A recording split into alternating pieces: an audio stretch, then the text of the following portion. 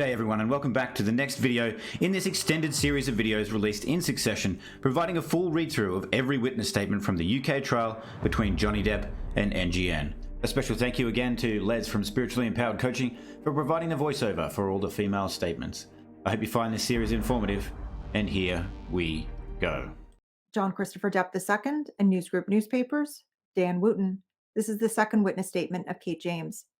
I, Kate James of West Hollywood, will say as follows. I work as a personal assistant to high-profile people in the entertainment industry. I have been working in that capacity in Los Angeles for approximately 20 years. I worked for Amber Heard from around March 2012 until February 2015.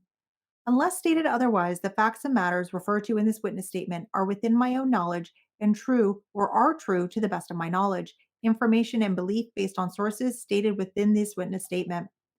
I make this witness statement in support of the claimant's claim in these proceedings.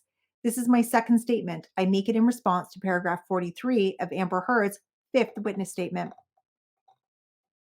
When I was 26 years old and traveling in Brazil, I was violently by an unknown male at Machete Point, having been woken by the perpetrator while sleeping alone in my dwelling. The ordeal went on for 5 to 6 hours, and I narrowly escaped with my life.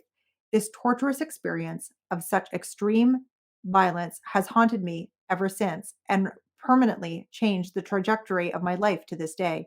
Over the years, I have shared this incident with many close friends, family, and therapists. In 2012, Miss Heard became aware of what happened to me as had talked about it with a friend of hers at her apartment. Miss Heard then summoned me to her office where we sat on her couch and she questioned me about it. She was curious as how I coped with it on a daily basis, and she suggested I buy a gun. I was shocked at that suggestion, as I would not consider having a gun in my home with a small child around.